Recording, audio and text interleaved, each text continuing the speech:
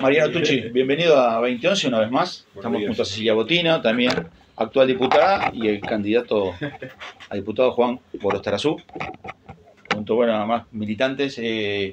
Recordame, Mariano, vas ahora como candidato por el espacio 609. Yo soy diputado electo por Montevideo, voy a volver a ser candidato por la 609 a diputado en Montevideo, y estamos en Paysandú, venimos de Río Negro, primero con el objetivo de agradecerle a nuestros militantes políticos y sobre todo a quienes sostuvieron este proyecto político que llegó para quedarse en Paysandú, que es Convergencia Popular, que es la lista 46, por su excelente votación en la interna pasada, acompañando la precandidatura de Yamandu Gorsi.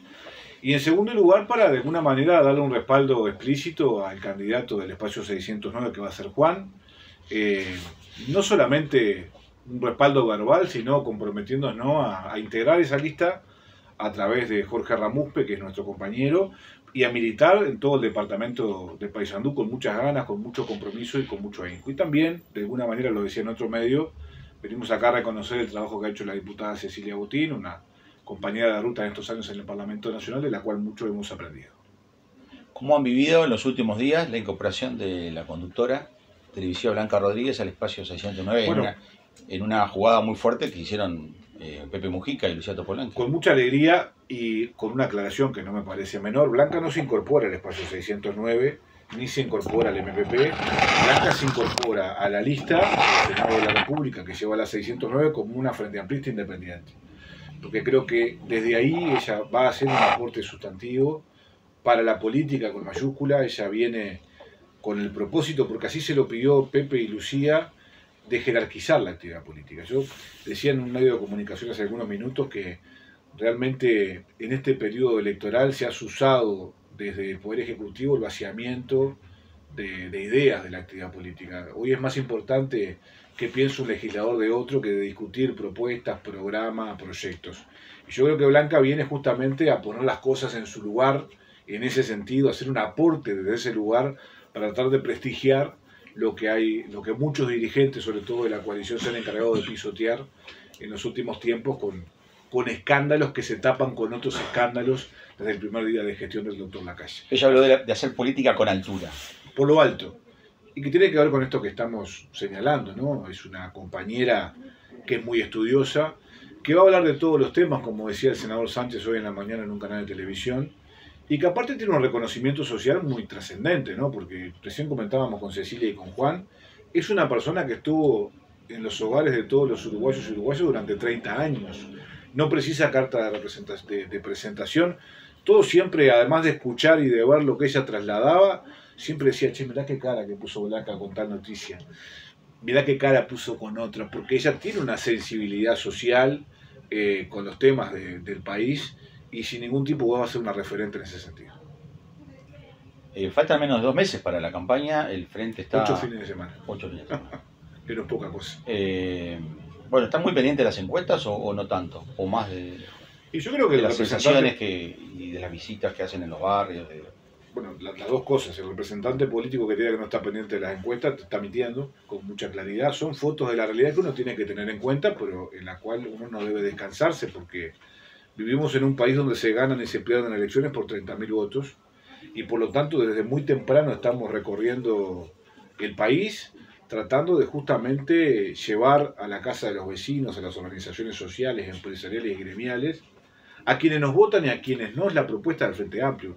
Mucho se ha discutido sobre qué plantea y qué propone el Frente Amplio. Yo lo que siempre digo es, el Frente tiene votado su programa de gobierno hace meses. El que no conozca lo que el Frente Amplio plantea es porque no tuvo ganas de leer o el tiempo para entrar a la página web del Frente Amplio y conocer sus propuestas concretas. Ahora estamos en la etapa de construcción del plan de gobierno, que bajar a tierra las bases programáticas con proyectos claros y medidas contundentes respecto a la diversidad de temas que tiene el Uruguay: seguridad, economía, vivienda, educación, etc.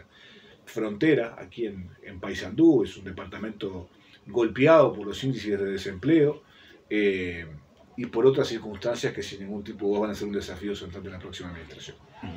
¿Dónde debería estar el acento en el primer año de gobierno? Y te puedo hacer otra pregunta también. ¿Con qué país se va a encontrar el próximo gobierno? Bueno, nosotros no estamos en la realidad del Uruguay del 2002, por suerte.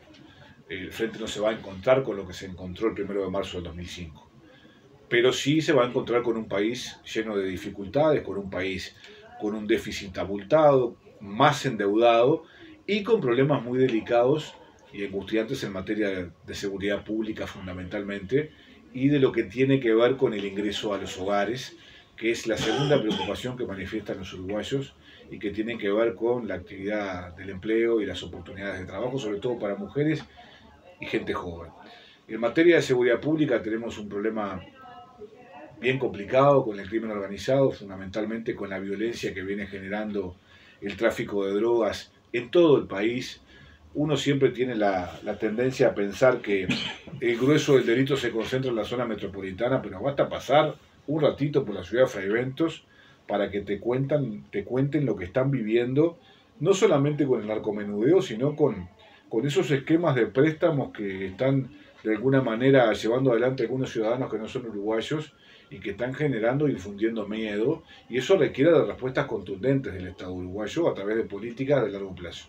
Y lo que hablábamos hace algunos minutos con Juan justamente es que necesitamos un basamento de acuerdo común con el resto de los partidos políticos, por lo menos en dos o tres cosas mínimas que tienen que ver con lograr los presupuestos que se requieren para invertir en infraestructura, en equipamiento, en nuevos vehículos y en formación para la Policía Nacional, sobre todo en el área del narcotráfico. Se necesita también la anuencia de los partidos políticos para entender que es necesario tener sintonía fina con el resto de las policías regionales. Y en tercer lugar, un déficit enorme que tiene el Uruguay y que ha tenido en esta administración de la mano del doctor Álvaro Garcés y que tiene que ver con la consecución de una inteligencia estratégica de Estado que nos permita tener la información suficiente para golpear con mucha dureza al narco donde más le duele, que es en el bolsillo, y poder de alguna manera desmantelar la simiente de estos esquemas delictivos que están azuzando al Uruguay desde hace ya por lo menos 5 o 6 años de manera angustiante.